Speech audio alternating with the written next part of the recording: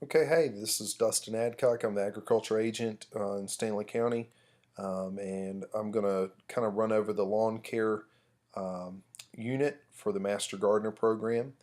So if you missed the one-on-one training that I did just a few days ago that was open to the public, this is another opportunity for you to get this material. And let me first say this is not meant to replace the reading out of the Master Gardener Manual. It's not meant to replace any assignments. This is just kind of supplemental to help you understand the unit and hopefully give you some tips that you can go back and use in your own lawn. We're going to talk about basic functions of your turf. Why do we have turf? What does it do for our homes? Selecting the best turf grass for our home. Also establishing a lawn from seed or sod or other vegetative um, means, and then implementing environmentally friendly practices and sustainable practices. We'll talk a little bit about integrated pest management, and also, if we can, we'll get around to some lawn alternative discussion. So, benefits of our lawn. A lot of people, we overlook these things, but really our lawns serve a purpose. In fact, grass is one of the first succession plants that nature uses to cover ground to prevent erosion. So it's going to increase our erosion control. It's meant to help filter water because it has a dense canopy. It also has a dense root system that really helps to filter out some of the harder minerals and nutrients and purify our water and take out toxins and a lot of other things. Grass does provide oxygen, and we often think only of trees, but grass provides quite a bit of oxygen in our atmosphere and for us to breathe. And then I think we could definitely argue a case for a good lawn improving our house value. And there's proof of that in just about every real estate catalog, magazine, or website. It reduces air pollution. It also can reduce dust, noise. Um, it can disseminate heat and get it down into the soil, and also provide us a little bit of a cushion or a insulation in our soils in the winter. It can reduce glare on some of our from our hard surfaces and glass and water and things like that on a building or on plants. So there's a lot of really good benefits in lawns. First thing we have to discuss is, you know, do we really, really desire this picture perfect lawn? Is it something obtainable? And I think there's an argument for having a lawn like this, but I will tell you, usually it takes a lot more inputs than the average person is willing to do. It's expensive. It takes a lot of time. It takes a lot of thought and planning. But let me also say that a lot of these pictures that we all see in catalogs are really not that realistic. In the fact that many of these have been cropped, they've been taken from just the perfect angle to really give you this idea that you have this little pocket of grass amongst all these beautiful shrubs, and the grass is just continuous and lush no matter where you're at. And I just want to point out that typically trees and grass don't grow well together. You don't stumble upon a clump of grass and or a small lawn growing in the middle of a forest. That's just unnatural. So having the right objective in mind is critical to having success with a lawn. Grasses and trees, they don't coexist. So we have to take a look at some of the issues between these two, and we have to try and decide how much lawn do we want, what kind of expectations do we have, what are we willing to put into our lawn. All these things play a part, and get away from these picture perfect ideals of a lawn. Set some reasonable goals.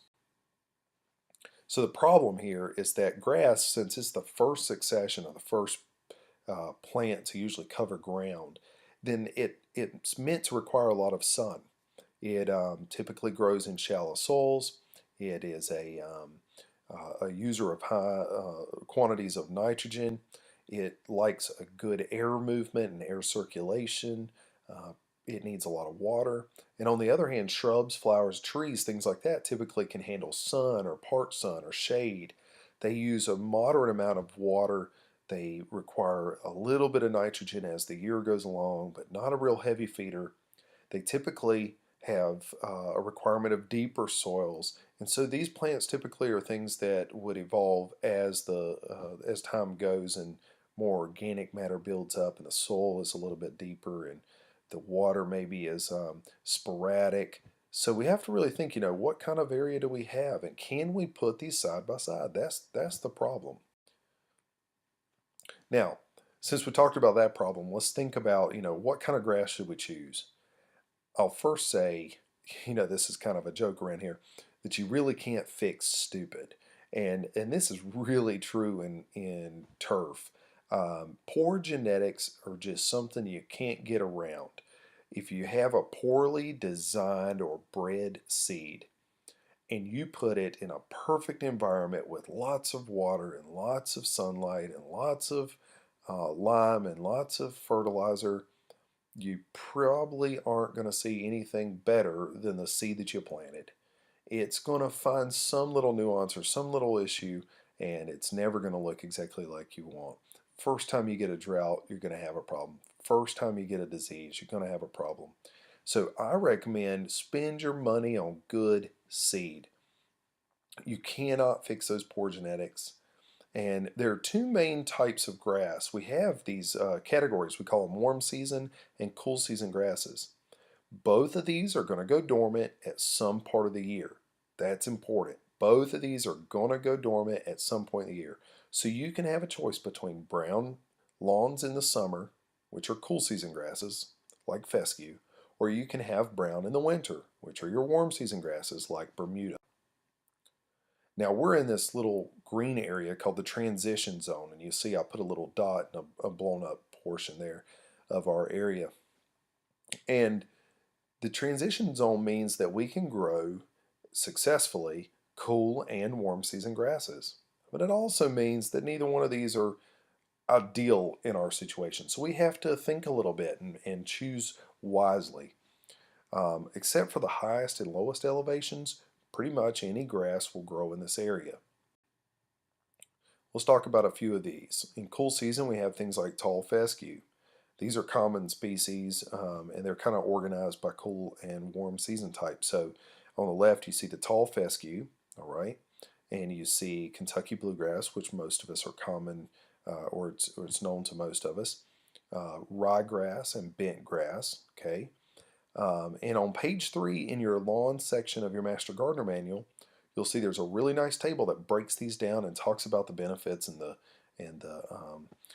issues with each of these species, and also some recommendations for which grows where better. Warm season grasses, we have things like Bermuda, centipede grass, zoysia, and St. Augustine. So let's talk about these cool season grasses in a little more detail.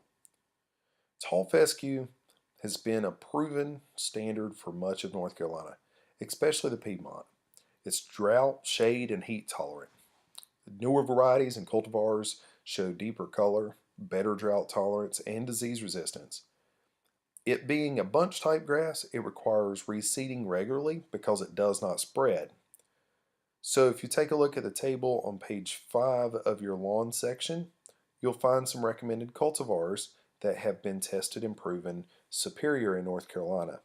NC State generates a list every single year of the proven varieties of tall fescue and Kentucky bluegrass and fine fescue for this area, and I highly recommend you take a look at that. I'll give you that link at the end of the presentation. Now, Kentucky bluegrass. For the Piedmont, Kentucky bluegrass can be a good option to mix with tall fescue. It'll offer a little bit of a finer texture, a little thicker stand. It could be a little more shade tolerant than just tall fescue alone.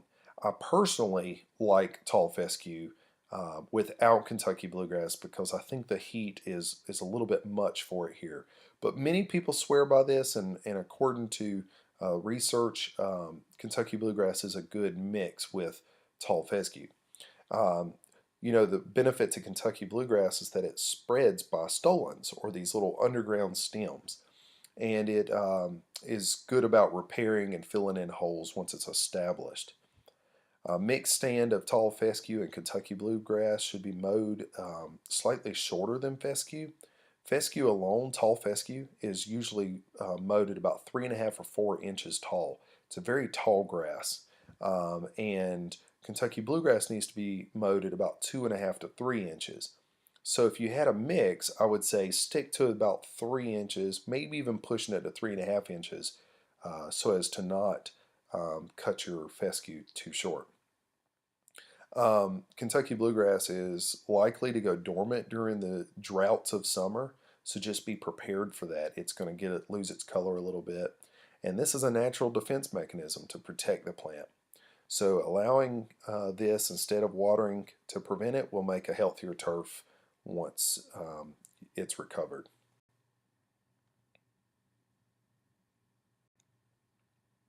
Fine fescue is considered more of a utility grass. It doesn't handle heavy traffic or extreme sun or heat, but it does establish quite quickly from seed. This grass is really best suited for the mountains and has limited use in the Piedmont of North Carolina. It's best to plant this as a mix with Kentucky bluegrass due to its lack or ability to spread.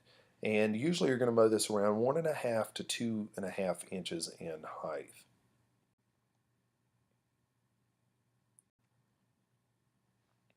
Perennial ryegrass is planted as a complement to Kentucky bluegrass. This blend creates a really lush and thick turf. However, in North Carolina, it's really only suited for the mountains and higher elevations, really cooler climates. So I would not recommend this for pretty much anywhere in Stanley County. It is quick to establish but does not spread.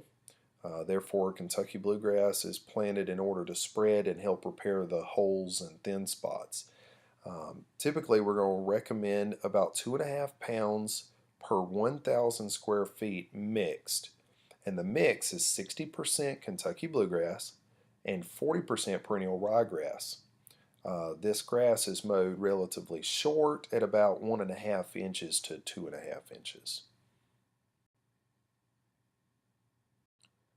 Now this is what most of us in this area think of as ryegrass. Annual ryegrass is a grass that's only used for temporary situations. For instance, when the DOT needs to cover excavated ground and it's at an inappropriate time to sow other turfs like tall fescue, then this can be a cheap solution to cover the ground quickly and effectively. It's often found in inexpensive seed mixes due to its low cost and its quick growth. So you should really be careful and avoid that, because as soon as it gets warm, annual ryegrass is going to die. It's an annual for a reason. If you take a look at some of your cheaper soil mixes, you'll definitely see annual ryegrass on the label.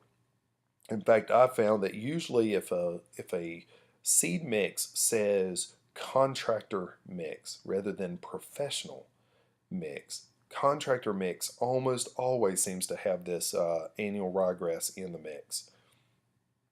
Annual ryegrass will outcompete higher quality grasses in the beginning, and then what happens is in the spring it dies out when it gets hot. So the grass that you did want now has these big pockets of bare ground and thin spots in them that's going to become a problem in the turf. Some people will even overseed the Bermuda grass to annual rye so that the grass will be green in the winter. And this is not recommended for any other warm season grass, but is occasionally used in Bermuda. I don't typically recommend this, but it is a practice that is fairly common.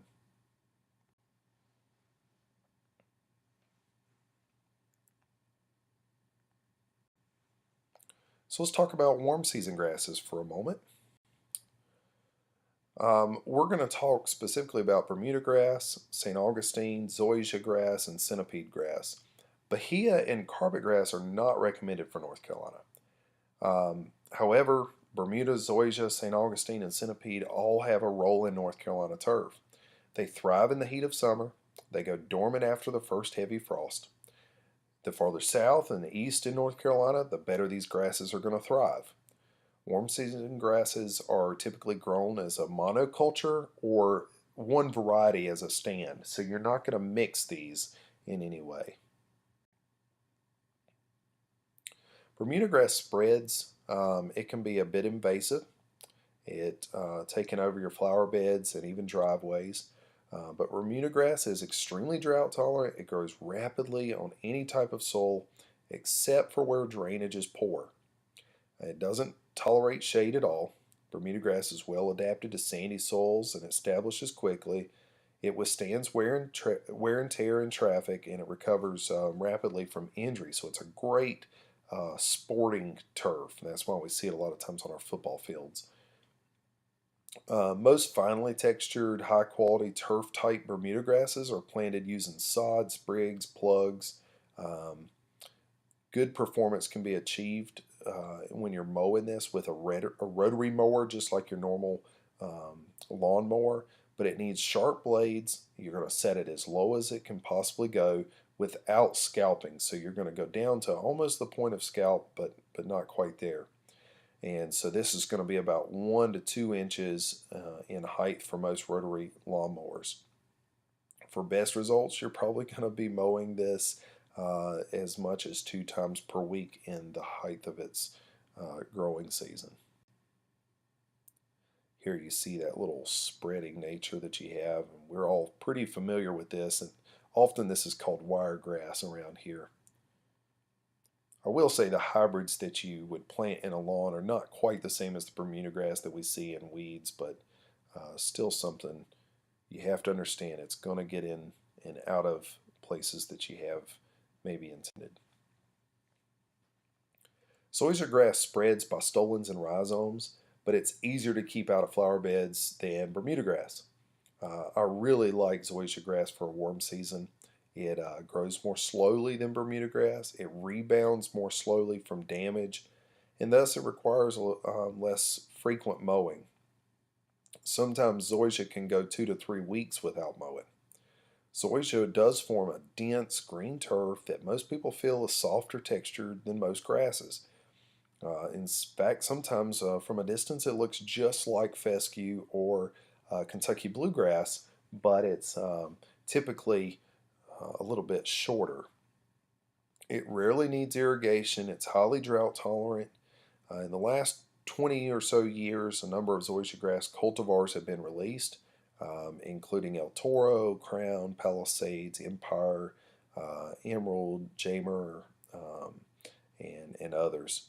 They're quick to reestablish and recover from injury better than they had in the past. Overall, 2 to 3 years to get a really good stand of zoysia is about what you're going to have to expect. Centipede is a light green grass that spreads by stolons above ground.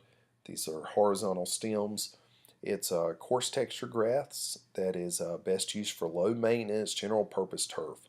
It thrives in low pH, so acid soils. You're hardly ever going to put lime on centipede, and it requires very little fertilizer. Centipede is slow to establish, and it does not tolerate shade. This grass benefits from removal of the thatch, and you're going to mow it at about 1 to 2 inches. This grass is really a good grass for somebody that has a second home, maybe down on the lake, and they don't want to have to be down there frequently mowing and taking care of it. It may not be the prettiest of lawns by definition, but I think it does a really good job and has a good purpose.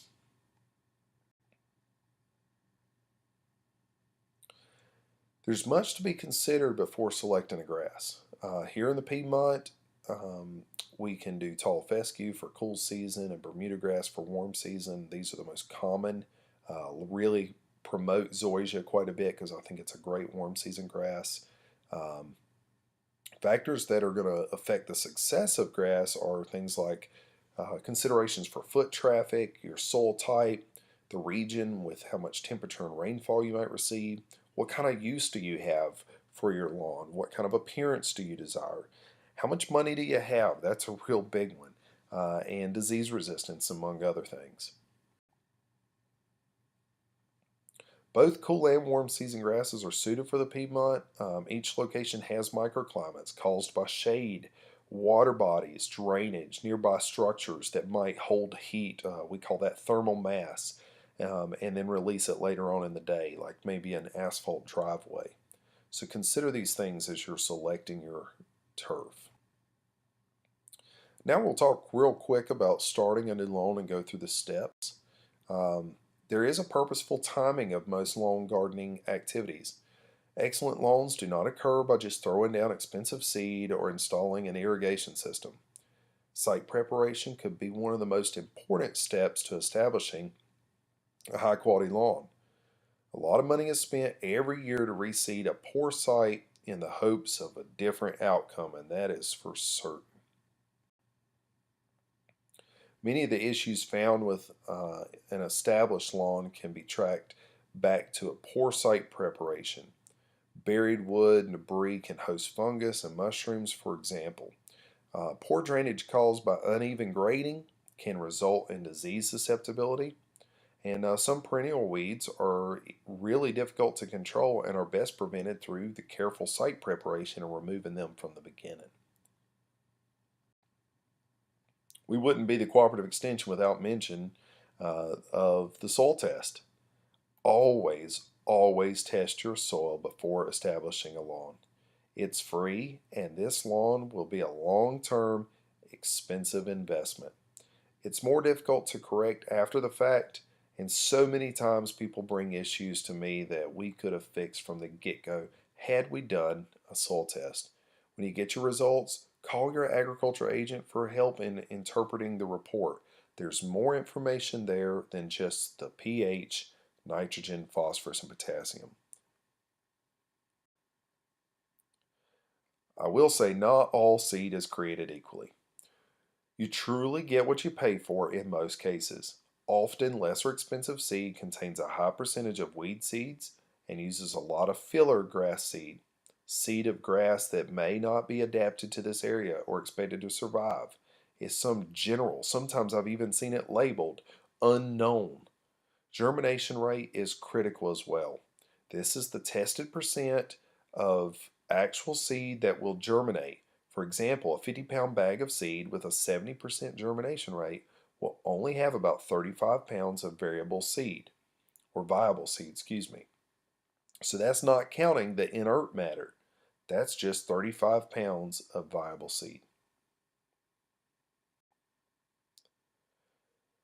A blend or mix of seed allows for diversity, adaptation to the microclimate, and often provides a more complex texture and look to the lawn.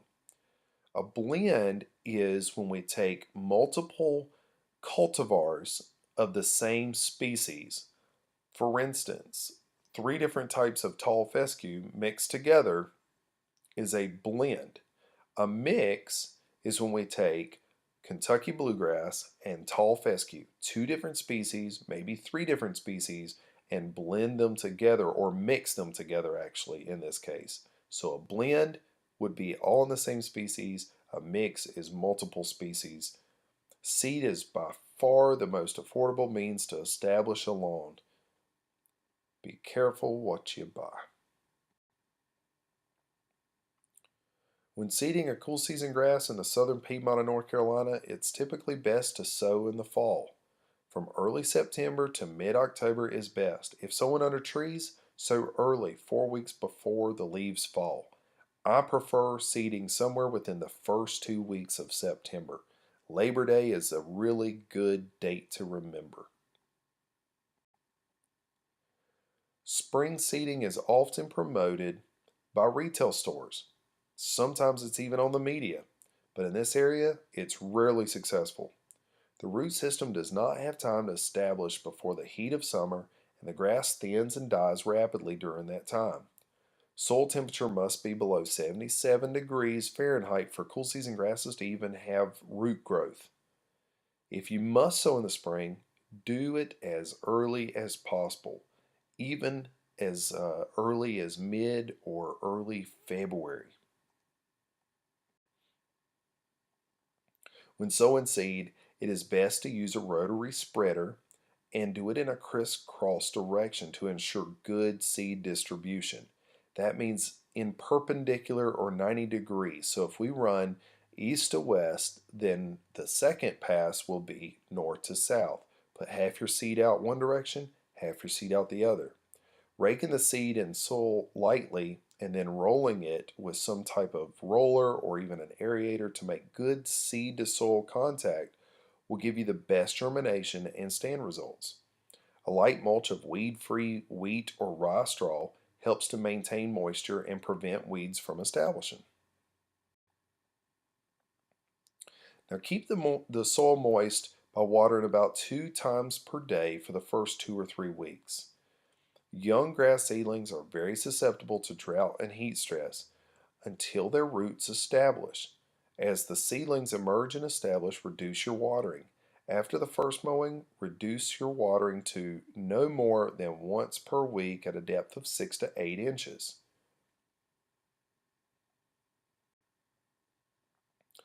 Sod is a great way to get a quick start on a weed-free lawn. Generally, the best time to lay cool season sod is in fall, but it can be done anytime the ground isn't frozen. Warm season sod requires a spring or summer planting when the soil temperature is about 50 degrees or warmer. Most importantly, sod perishes quickly and it should be laid within 24 hours of delivery. If you cannot lay it that soon, it must be unstacked and laid out so that it can get air, sunlight, and water. Keep it in the shade to reduce its desiccation. It is not a bargain to buy 2 to 3 week or even 1 week old sod at the big box stores. To lay it, start on a straight edge of the lawn area and place the rolls or strips on moist soil. Stagger your seams to ensure uniform establishment and prevent slippage. Water immediately and frequently 2 to 3 times per week for 4 to 6 weeks. It's best to lay sod across slopes and inclines and use sod staples to hold the turf in place until it gets established.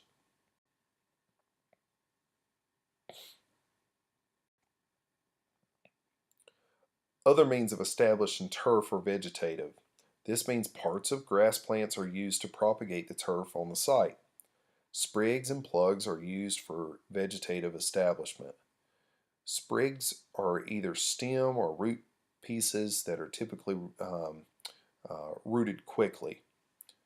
These are used on golf courses, usually in industrial areas that can't really afford to sod or seed at that degree. Plugs are rooted pieces of plants in small little plugs and with the soil actually intact. And these plugs are placed in small holes over a turf area and allowed to spread and fill in over time. Soil moisture and moderate temperature are key to success in both these situations. This is much more affordable than sod, but does take a lot of time to establish and fill in. Most turf grasses are susceptible to injury by herbicides when they're immature, so follow the label and look for precautions on newly established or seeded lawns. When applying a broadleaf selective herbicide like 2,4-D, wait to apply it after 2 to 3 mowings.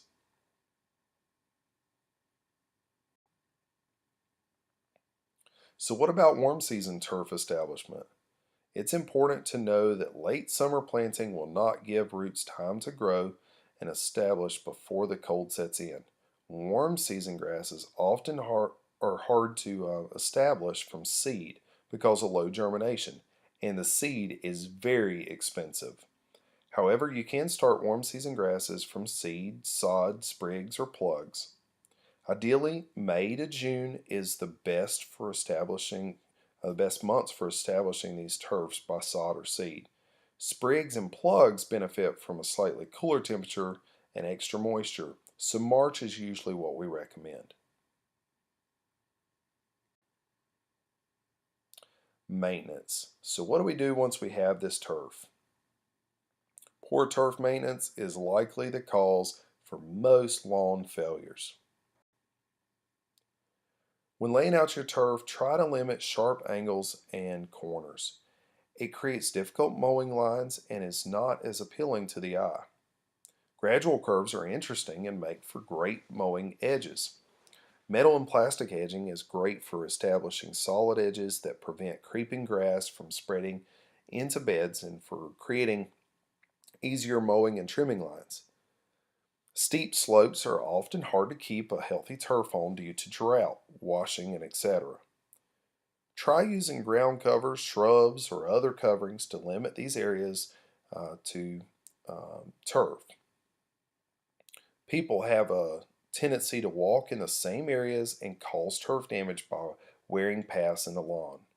Try observing these paths for a while and then place your hard surfaced walkways in the areas that they are already walking to reduce the compaction. So, hold off on that sidewalk. Watch to see where the sidewalk needs to be rather than assuming where it should go.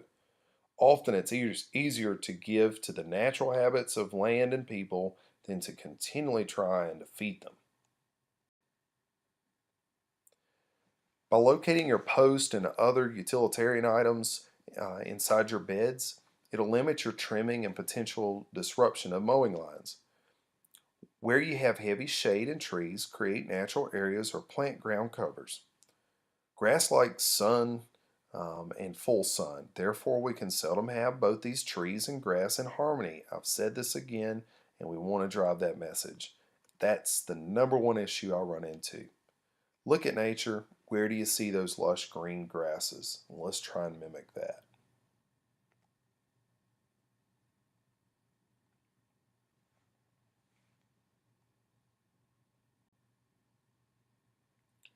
As a rule, fescue or Kentucky bluegrass require about 1 pound of nitrogen per 1,000 square feet. That's 3 to 4 times during their growing season, so a total of 4 pounds of nitrogen in a year. It's best to soil test for a more accurate approach, and this will help you meet the nutrient requirements for that grass. Fertilize just like you seed in a crisscross pattern or perpendicular pattern.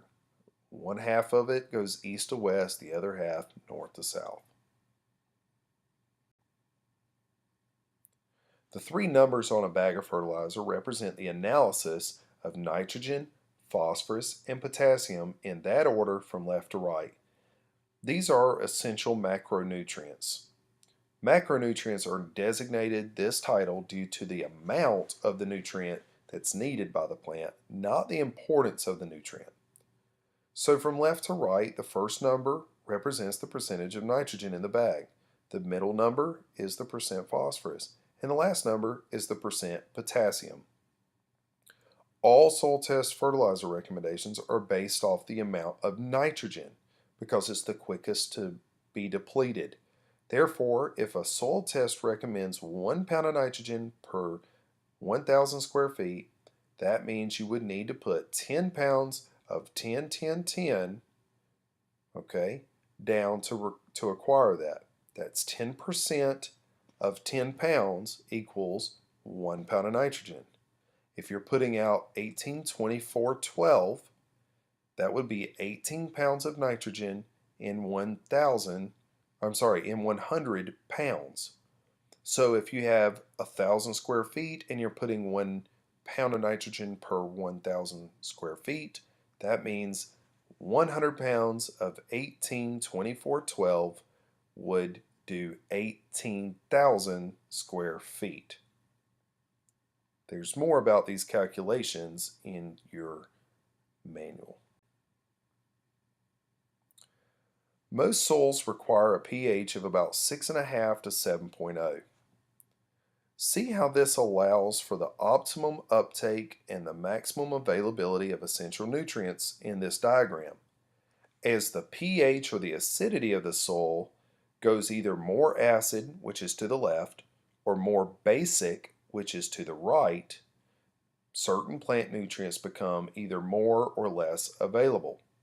This ideal 6.5 to 7.0 happens to be a happy medium for all these essential nutrients. Centipede grass, however, thrives in a pH of about 5.5, so lime is rarely necessary for that grass. If you look to the left, that means 5.5 means that the centipede grass actually doesn't need much molybdenum or magnesium or calcium or sulfur or potassium or phosphorus or even nitrogen. Lime should also be spread in the same perpendicular direction, half east and west, half north to south.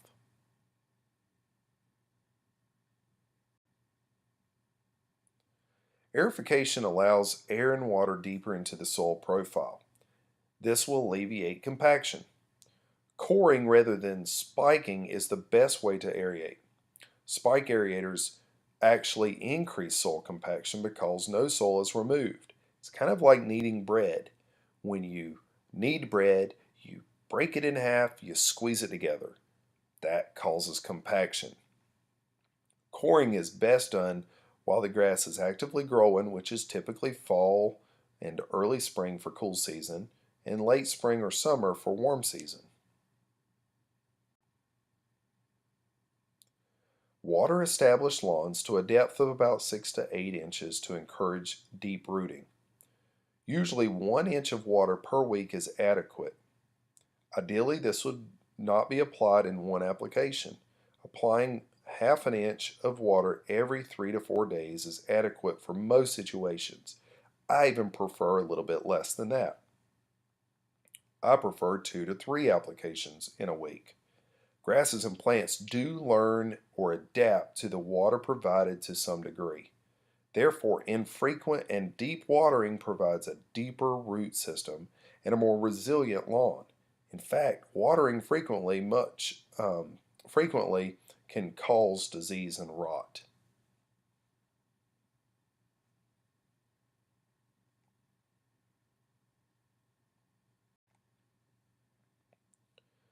Tall fescue is actually quite drought tolerant, but it will go dormant during the peak of summer. Reducing watering and little to no fertilization in summer will help prepare the grass for heat and drought. Ensuring at least a quarter inch of water or rain at least every 2 to 3 weeks will keep growing points alive. That's all it actually needs during this time. Adjust your expectations of lush green turf in summer with cool season grasses and let it go dormant. When you're mowing, it's important to consider that the leaves of the plant will take priority over the roots when they are damaged and cut. This means that when you cut the leaf blade, the plant decides that it needs to repair the leaf blade, and it takes its attention off of its roots. So the more damage we do to the top, and the more of the plant we remove, the shallower our roots. You need to keep your mower blade sharp for this same reason. As a general rule, we don't want to remove any more than 1/3 of the leaf surface when we mow. This means that if tall fescue needs to be 4 inches tall, then we need to cut it when it gets 6 inches tall. 6 inches down to 4 inches is a reduction of 2 inches. 2 inches is 1/3 of 6 inches. If the lawn gets too tall, then sometimes we may actually have to mow this in stages, but we need to do that a few days apart. So let's say our grass was 8 inches tall and we wanted it to be 4 inches. Well, that would be 1/2 of the leaf blade. So instead, what I would do is I would cut 2 inches off of it, reducing it down to 6 inches. In about 4 days, I would come back and I would mow it again 2 more inches back down closer to 4 inches. It will have grown some, so it actually might be about 4.5 inches tall at this time, but that's much better than 8 inches. Now, I like for you to practice grass cycling. In the Piedmont, we typically don't have to remove the thatch, so we want the thatch to build up, create a nice little mulch underneath those leaf blades, help reduce the soil temperature and the heat from the environment. We want to hold in moisture. We want to protect it from the sun and the wind, and it'll make a more resilient grass. It also provides quite a bit of nutrient. So what we do is we leave our clippings on the ground as best spread as possible so that they can rot and return that nutrients back into the soil. If you must remove them, try leaving it every other time and removing the clippings in the times between. Now, for pest management. The first thing we want to talk about when we say integrated pest management is that we need to manage our expectations. No turf will ever be weed-free. Most turf pests are not devastating. The lawn is still an ecosystem, and it needs to have a network of insects and fungus and bacteria and other organisms to stay in balance. Utilize preventative measures to reduce pests like the mowing height or watering frequency, fertilization, and others. Don't fight nature. Sun is a requirement. Shade will always defeat turf. Thriving turfgrass lawns naturally crowd out most weeds. Choosing a proper location and turfgrass variety and preparing the site before planting gives the lawn the best possible start. Paying close attention to adequate moisture, proper fertilization, and frequent mowing helps reduce turf stress. Frequent mowing also stops weeds from flowering and going to seed. When we talk about weeds, identifying weeds properly is critical to their control. There's a few categories of lawn weeds. First, we have three main categories: grasses, broadleaves, and sedges. We like to say sedges have edges. They're always three-sided. From these three, we have annuals, biennials, and perennials. Knowing their life cycle can be really important in figuring out when and how to control them. From there, we have warm season and cool season. Some of the annuals prefer the winter. Some of the annuals' life cycle will occur in the summer. Again, this helps us control. Knowing the life cycle of the weed helps us know when we can best control it. For example, dandelions are biennials and are the best controlled when they are in their first year of growth. They will flower in their second year. If you choose to spray a herbicide to kill or prevent weeds, you have two options: post-emergence, which is after germination, or pre-emergence, which is going to prevent weeds from germinating or getting established. Post-emergent herbicides work best when your temperatures are between 60 and 80 degrees Fahrenheit. The leaves do not need to be stressed by drought, and it's best to apply at least a day or two before mowing.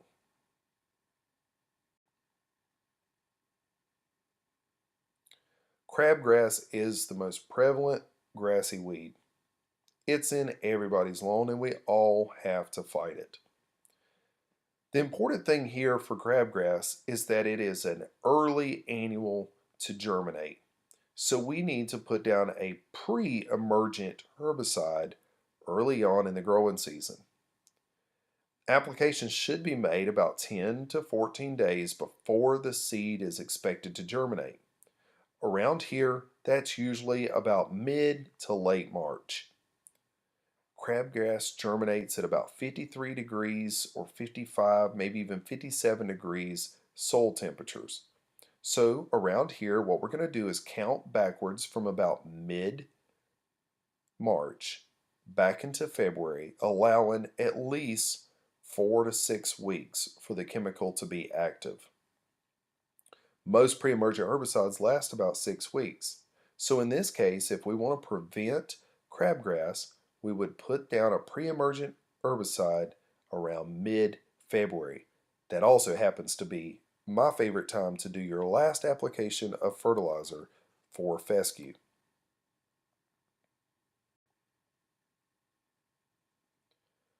For insects, many natural controls exist. However, understanding the ecosystem of the lawn and the life cycle of the insect is critical to get the best results from many of these options. For example, milky spore for white grubs is best applied in late summer or fall when there is ground moisture. Milky spore will kill white grubs. It's a natural and sustainable method to control them. White grubs will become a Japanese beetle in the following summer. If you're using a chemical control, always read and follow the label. More is not better, less is not safer. Use what's directed. Measure and use the recommended amount. Expect some insects and pests in your lawn. Common fungal diseases include brown patch, fairy rings, dollar spot, anthracnose, and others. Generally, fungal diseases are not problematic in the home lawn, however. Good turf management can limit most disease potential. We rarely see any bacterial disease. Brown patch is caused by humidity, excessive nitrogen, or applying it too late, and too much water. We should never fertilize a cool season grass after about the first or second week of March. I prefer to fertilize when I seed, which is around Labor Day, again around Thanksgiving, and then the last time is right around Valentine's Day. Labor Day, Thanksgiving, Valentine's Day.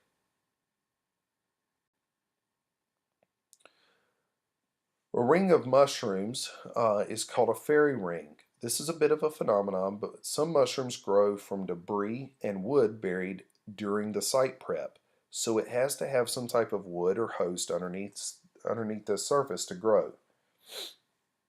Careful site preparation can prevent this. Dollar spot is caused by poor drainage, poor air circulation, and humidity, and can be quite an issue in some turf grasses. Anthracnose is actually a type of blight or rot. It's due to also having too much humidity, cool or hot, which is kind of odd, excessive water, and poor air circulation. A lot of times we see this in bent grass, which is on most of our putting greens on golf courses. In all these cases, you're going to see that fungicide can actually prevent the spread of these fungus, but fungicide cannot undo damage that's already occurred. Again, read the label, use spray applications that are effective, generally speaking, granulars are not. Prevent spray drift to susceptible plants, things that might be damaged by the chemical, by using larger droplet sizes, not spraying on windy days, making sure humidity is not too high or too low, and not in excessive heat. For new turf, you need to wait till about the third mowing before you apply fungicide. When we're talking about weed control, on difficult to control weeds, use the minimum labeled rate, and you may need to repeat that in 10 to 20 days. When about 50% of the grass in your lawn is died out, you might want to consider renovating the lawn. Do this while the turf is actively growing. For cool season grasses, this is September through late October. For warm season grasses, this is usually early May to about early June. While renovating, it is the best time to correct the underlying issues that caused the lawn to fail in the first place. I see this too often where people keep doing the same thing expecting different results. Select a proper turf species and cultivar variety. Improve your drainage and soil aerification. Eliminate limbs or trees that might be casting shade. Remove thatch. Complete a soil test and adjust your watering. In shady locations, consider root competition and light requirements. You can improve grass survival by increasing the mowing height, decreasing your fertilization, pruning tree limbs, using more shade-tolerant cultivars, and watering more deeply and infrequently.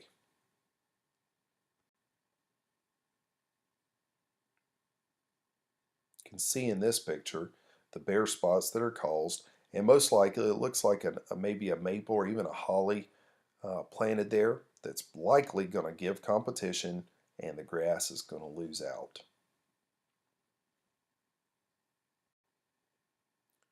When reseeding a cool season lawn, first rake and remove unwanted grass and weeds. Consider using or hiring a power raker to vertically cut and rake the turf on a large scale. Mow the grass short prior to seeding, about 2.5 inches.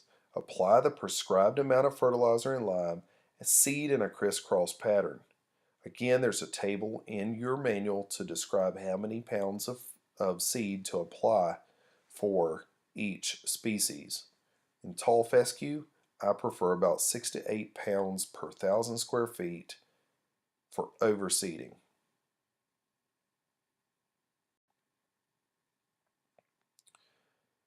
When you're reseeding an established lawn over small bare spots, rake and lightly till the bare spots.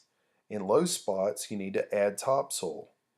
This should be slightly higher than the ground around it because it will settle and you don't want to have divots and small sunken spots in your lawn that might have poor drainage or hold water. Smooth the surface and spread an ample amount of seed.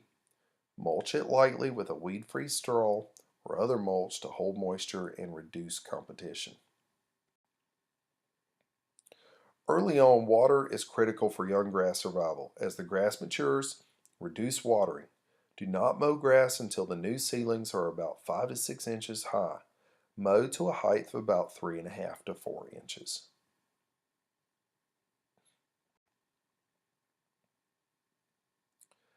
About 3 to 4 weeks after emergence, apply another 1 pound of nitrogen per 1,000 square feet.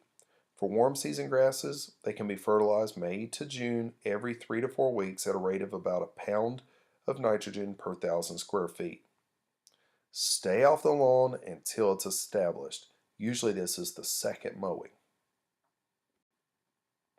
There's some great resources. The number one resource I would recommend is this one at the top, turffiles.ncsu.edu. On this site, you can find a calendar of when and what to do for just about every grass in North Carolina. You can also find your recommended varieties and cultivars.